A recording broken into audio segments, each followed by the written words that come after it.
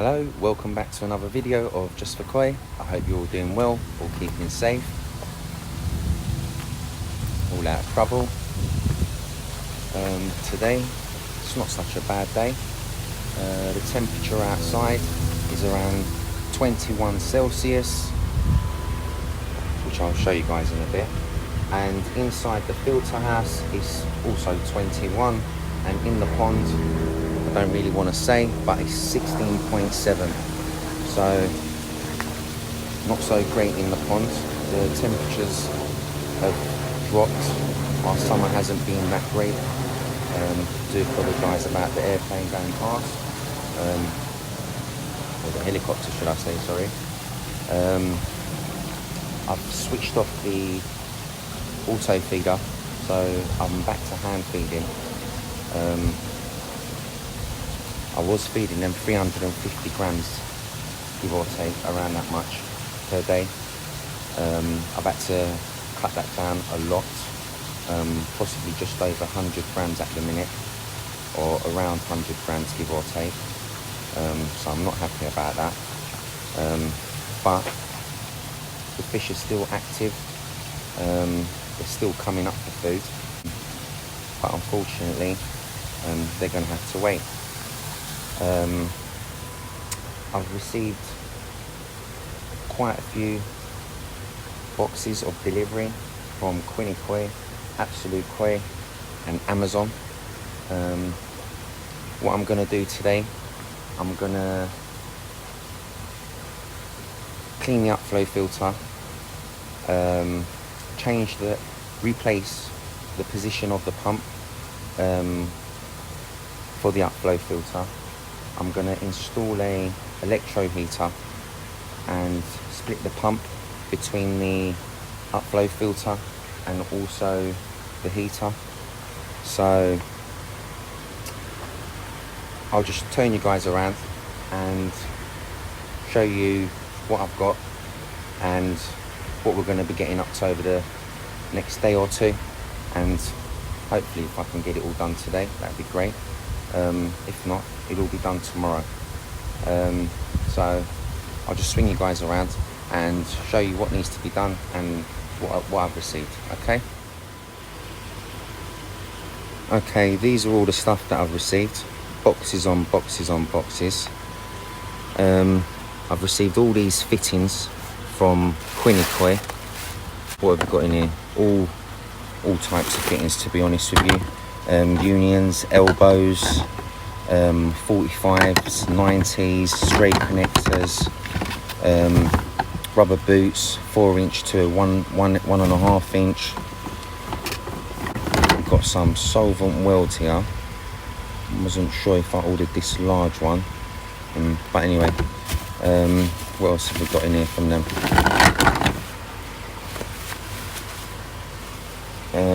Pure gel, I've run out of that. I've possibly gone and done about 6 to 8 bottles of this for this season already, to be honest with you. I do love this stuff. And I've also got blanket weed treatment. Again, this is from Quinny Koi as well. I had pretty bad blanket weed this season as well. So I want to have this ready in hand, just in case any kind of blanket weed appears again. I can attack it before it starts going all wild. So I've got, these are from Absolute Koi, 4 1.5 inch ball valves.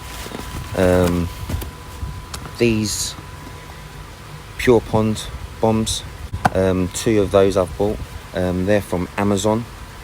And these food containers are also from Amazon as well, and they come with a nice little scoop. You can just literally scoop out all the pellets. So what I'll do with that, I'll just scoop it out, level all that off and weigh it all up, and that will give me a rough little idea of how much each little scoop will be. And I've got this Electro heater here, which is a digital Electro heater, and this is from Absolute Koi. This is an Electro engineering heater, made in the UK. These are just extra rubber boots. that I've just got sitting around all spare, and all those pressure fittings there come around here. These are all spares. Possibly will need some of these now, so they're good that they're in hand. So all these fittings as well, and as you guys know, none of these are cheap. Still got fittings all over here as well. Pipe brackets, 2-inch, 1.5 inch, 2 non-return valves. I think they're like 50 quid each, 30 quid each. Ignore this, that's literally nothing, but anyway, so yeah, quite a few bits and bobs in the boxes and quite a few jobs to do. First thing I'm going to do, I'm going to clean out the upflow filter, get all that to boil up, get all the water out of there, run it all out to waste, and then we'll move on to the next job, which is possibly going to be removing all the pump and disconnecting everything there, so we can get all the heater all connected up. And air pump's off. I'm going to shut the shut the pump for the upflow filters, and I'm going to shut the valve off down here, which I don't think you guys can see. So just run it out to waste a little bit, and that's about it. And then we'll put the air pump back on, which is over here, and I'll just open this valve, and there they go. So they're all boiling up. I'll give that about 5 minutes or a few minutes and let it all boil up. As you can see, it's all turning over really nice and lovely. They're really mucky. I pretty much clean this once every 7 to 10 days. Gonna do 2 boils. This is gonna be the first boil, and I'll show you the amount of muck that will come out of this at the end of it, and we'll take it from there. Okay, these have been boiling up now for about 5 minutes. So what we'll do, just come to the bottom here, open up this valve a little bit, and also open up the other one. And they're starting to empty out and coming outside, and as you can see, loads of fines, really dark in there, so it's caught a lot of muck. So they are really good. They do the job really well. I don't like to open up the valves and make the water gush out all quickly, and as you can see, the container there, it's almost full. So what I'll do, I'll just literally shut the valves off like so. So it's pretty much half empty now. Let it carry on boiling up, and I'll just start watering all my plants with that and clean it again, fill it up again, and so on. So I'll fill this back up and give it another second boil, and that will be nice and clear again. I'll actually show you the second container as well. It's going to be pretty much all the same muckness, and just do the second boil and have it all emptied out, and we can start working on the replacing of the rechanging the position of the pump, so we can get it to feed the upflow filter and also the electro heater. Okay, I've just literally emptied out the container, first container to the plants, and this is basically the remaining leftover of the first clean, and it's all basically emptied pretty much all out now.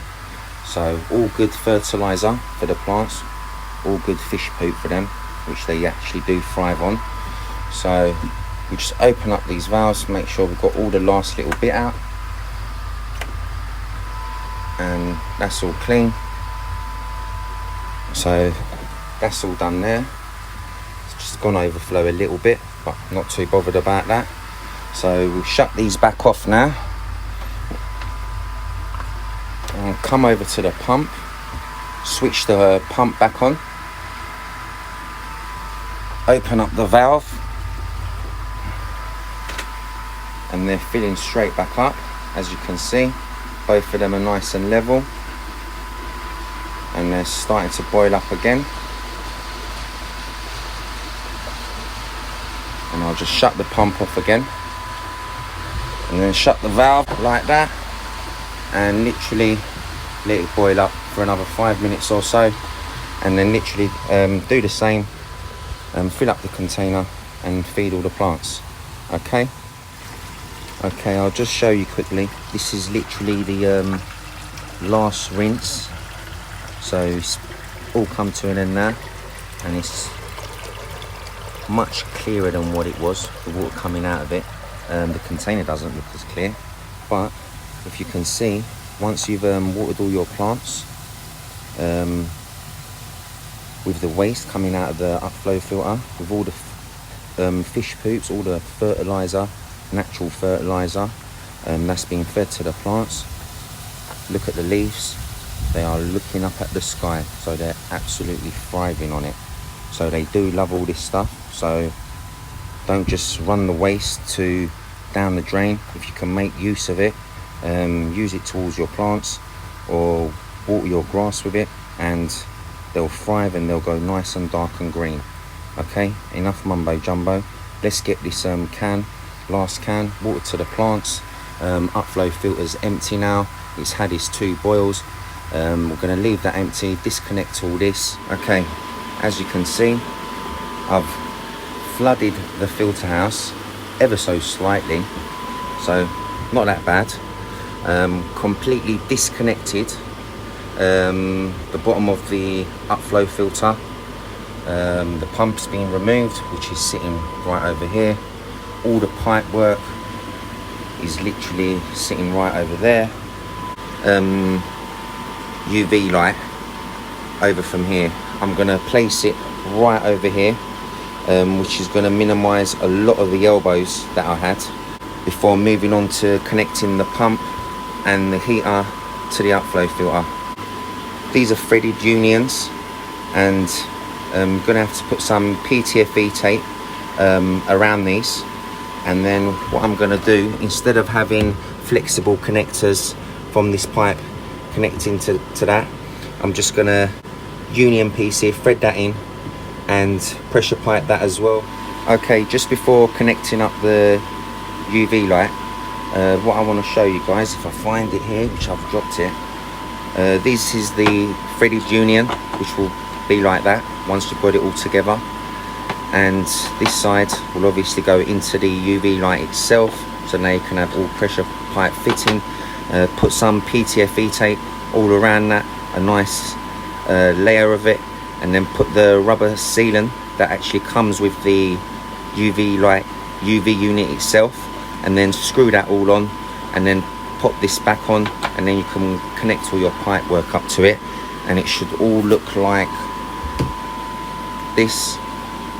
So I've done this side, all PTFE tape, and as you can see, the rubber sealant is all nicely in there, and I've got this spanner kind of thing, so I've just tightened it up nicely. Haven't gone completely tight to crack any of the UV, just a nice tightness. So I'm going to do the same on this side, and then just run it into the Nexus. Okay, did it work? No, of course not. I've had absolute nightmare with this light.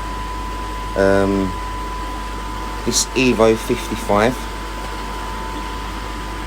was causing me too many problems to basically get it to fit exactly where the Evo 25 is now. It's just ever so long. I think they're like 1 meter at length. So I wanted to have it as it is now, but instead of the 25, I wanted to have the Evo 55 here. It can't be here because I'm going to be having the heater here now. So I've gone on putting the Evo 25 here, and I had 7 elbows when the UV light was sitting right over here, which is this one, and we've brought it down to 1, 2, 3 3 elbows now, so 4 has been reduced, so that should help the flow a lot.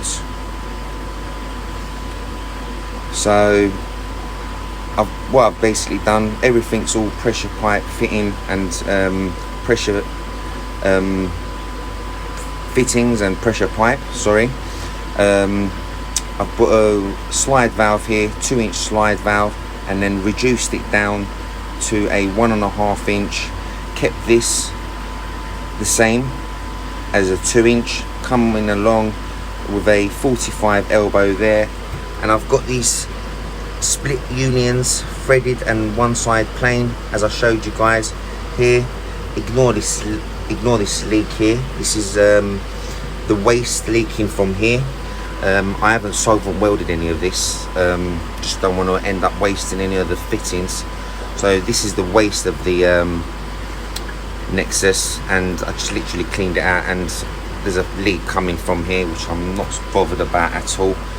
There's no, and as I was saying, yeah, coming around here, got the union over here, 1.5 inch pipe, and I've got a non-return valve sitting right over here, and as you can see, it's actually pushing this way, and this is a flapper non-return valve. So there's 2 types of non-return valves you can use, and one of them is a flapper, which are these ones, which are ideal and the best option for pump feds. The second option is a spring non-return valve, but they need a lot of pressure to actually push that spring through, so the water can actually pass through. So best option, to be honest, you use the flapper ones, which are the most common ones, what most everyone uses. So I've put a slide valve there as well. Possibly I didn't have to do that, but I've just had that spare, so thought why not, I'll put that there. And what I've also already done, where I've got the where I had the 4-inch to 2-inch reducer coming along, and it was going straight along from here and feeding into the upflow filter, I've basically put a ball valve here, and this is all solvent welded, obviously. As you guys can see, we've got water flowing through, and I can assure you there's 0 leaks coming from anywhere. This is the isolation. This is how I'm going to isolate the bio chamber from the pump, from the heater that's going to be sitting here, and also to the upflow filter. So pump's going to sit here like so, and I'll just show you guys that that's basically coming from the bio chamber. So pump's going to be sitting here now. I'm going to have a T-piece connection over here, and another 1.5 inch ball valve feeding straight into the upflow filter, and another ball valve above the T-piece, which is going to be sitting feeding the heater. I'm going to have to remove this controller over to here. Might knock up a little board there so I can actually screw it on. I'm going to mount it on towards the wall, upwards, and once I get it all installed, I'll basically try and explain as much as I can to you guys about the heater and how you can actually have it installed and how not to have it installed. Before I crack on and start doing all this, this 25 UV light, the pump that I've got in the pond is a 10,000 Viper pump, so max flow of these UV lights are 10,000 litres per hour, and as you see, I've got the pump literally running on 65%. So I've very rarely pushed through 10,000 litres per hour into the Nexus. So, but it's good to know that if I do ever go max, the UV light can handle it. Next, what I'm going to do is put this board up here, put the heater up, connect it all up, get everything solvent welded. My electrician's just arrived as well, who's actually going to be wiring it all up for me. He's just putting on a couple of spotlights around the house at the minute, so I'm gonna crack on with this, get all this done, and hopefully he'll be done, and we can get it all wired up, and I'll run through exactly what we've done. Okay, so I'll catch you guys in a bit. I got the Sparky in here. He's started to do all the electrics. He's getting on a couple of plug sockets. He's a bit camera shy, so he don't want me to show his face. But I've got a question for him. Why is all electricians messy workers then, mate? Why do you think? A messy job. It's a mess. You lot get mess everywhere. Look at all this sawdust you're getting everywhere. What do you expect when you've got to drill holes to hide your cables and stuff? You've got the minimum amount on show, so you've got to hide it. The only way to hide it is by drilling through things. Look at all this mess. It's messier than all my solvent weld that I've done. Anyway, let him crack on with that. Let him finish off, and we get the heater on. Okay, we've got some sort of heating going on in the pond now. It's all wired up, all plumbed in. And I'll just run through it with you guys, exactly what's been done here.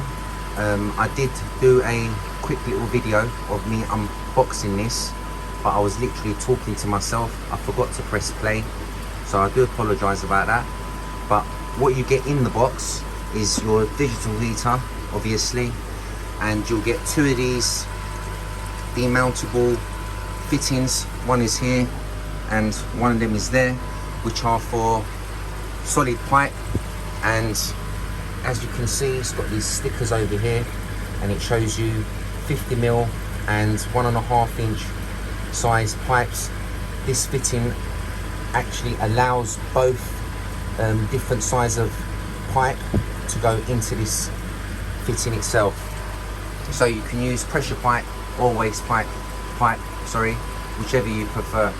And it comes with two of those and two of these, one here, one over there. And these are for flexible pipe, and this is a 1 inch to a 1.5 inch. So if you're going to be putting it onto a 1.5 inch flexible pipe, you'll have to saw this off so you don't restrict any flow. But if you're going to use a 1 inch, then you just put it onto there and clamp it on and screw it on. I've used pressure pipe, so I've used these demountable fittings. Pretty much, well, everything is pressure pipe fitting in the filter house now, apart from that little pipe there which I did run out of. But anyway, mumbo jumbo. So that's what you get in the box with it. This is a digital Electro heater, and it's a 3 kilowatt heater. They do come from 1 kilowatt all the way up to a 8 kilowatt. Each 1000 kilowatt is for approximately 1000 gallons of volume of water in the pond. So this is a 3 kilowatt, and I'm literally over 2,500 gallons, so hopefully it should hold it and do the job. This has actually been running for 5 days, and I can tell you now it is actually holding the temperatures that I want it to hold.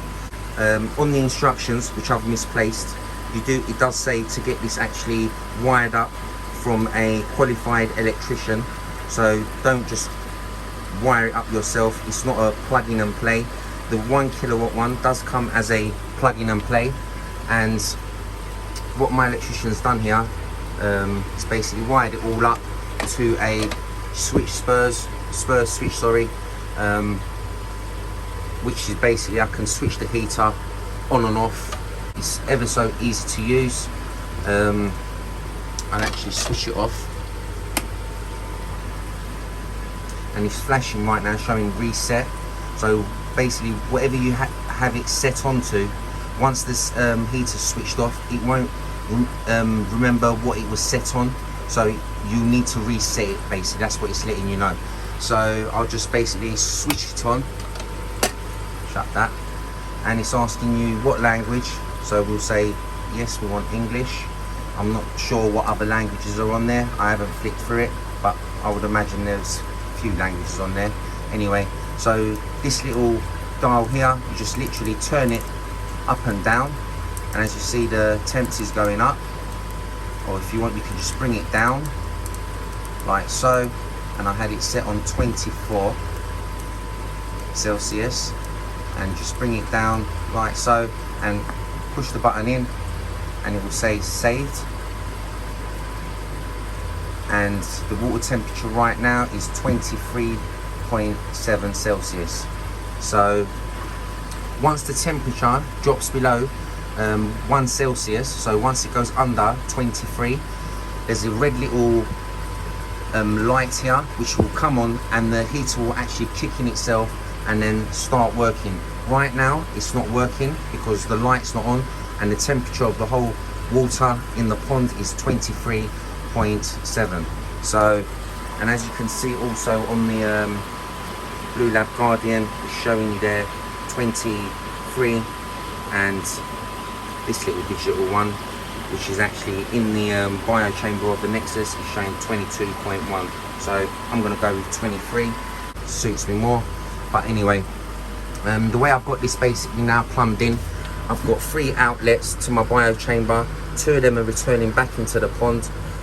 One of them is coming straight under here, which is the pipe under this non-return valve coming over here, and I've got a ball valve right over here, and this is all 1.5 inch pressure pipe and 1.5 inch pressure pipe fittings. So I've got a ball valve here which I can just shut this off from the pump, from the heater, and also which is getting fed to the upflow filter. I can basically isolate the bio chamber from all these other units. So once that's coming along, it's going into my pump, which is a 10,000 litres per hour EA pump. It's coming straight up into a T, and it's splitting. This pipe over here is going to the upflow filter, which I'll show you in a sec, and this one is shooting straight up into the heater, and it's coming straight up from another pressure fitting pipe all the way down and bush straight into my bio chamber, dropping the warm water. Okay, so that's all simple, straightforward job. And then this pipe over here is feeding basically into this Evo 55, and because I've switched it over the Nexus to a 25, I still want to get this one back up and running. The way I've got it installed, I'm not sure I'm going to keep it like that. It doesn't look like a neat job, but I'm going to have it like this for now. And it's not wired up, I haven't got a plug, so I'm going to have to get a plug and sort that out. And the pump's basically split over here, coming into the UV light, and it's feeding straight up into my double barrel upflow filters, which are there. Okay, and I've got the waste, which I'll just connect a pipe there, and I can just run out the waste for the upflow filter. So that's about it. So as you see, I've got all these ball valves here. So this is basically it. I can shut this off or control the flow for the upflow filter, and it's open in full, so it's fully open. The pump is fully open, and the ball valve for the heater, I've ever so slightly tweaked it down a little bit because the pump's right under there. It's shooting all the water up so fast, the flow is very slow going into the upflow filters, so I've had to just tweak it down a little bit. And as you can see, that's the black pipe over here is basically for the heater, and if I can get around there, which is a little bit tight, and the grey pipe right behind there is the upflow filters. Okay, so everything's got a ball valve on there, so I can basically shut everything off from the pump if I need to get to the pump, or if I need to get to the heater. If I shut that ball valve off, I'm still going through to the upflow filter, so it's bypassing the heater. And if I need to go into shut the upflow filters, it will basically bypass and carry on still going into the heater. You need to make sure you've always got water, full water, going through these heaters, otherwise you're going to burn them out. So they are electric, you need to be a bit careful with them. The cost of them is not cheap. It's around 5 to 6 quid per day. they are quite expensive. This is going to be a backup heater once I get the air source heat pump installed. So this is just going to have to be as it is for now.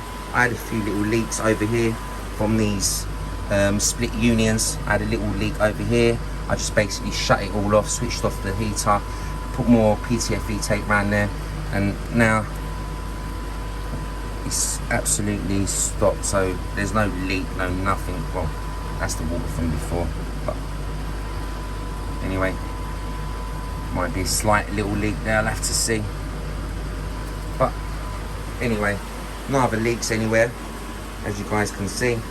I'll go back at that and see what's the problem there is. I might need to take that off and put more PTFE tape around there. No, I think it's the water from before, but anyway, so that's all done. Come outside now. Water looks absolutely crystal clear. Crystal clear. These water piggies are eating non-stop.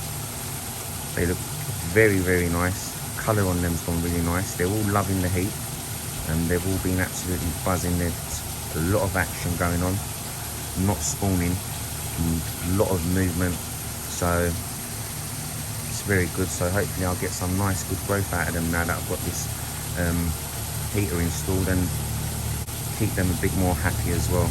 So that's all that. That's about it. All finished up now. So I hope you guys enjoyed this video. Hope you guys found it useful. Any questions, just pop it down on the comments below, and I'm happy to answer them. So having said that, if you haven't subscribed to the channel yet, please remember to subscribe. If you like the video, give us a thumbs up. If you don't like the video, you can give us a thumbs down. Either thumbs, I'm happy to collect them. Remember to hit the bell button so you guys can get notified with all the future new videos that I upload. Phew. Having said that, all come to an end now. All take care, and all the best.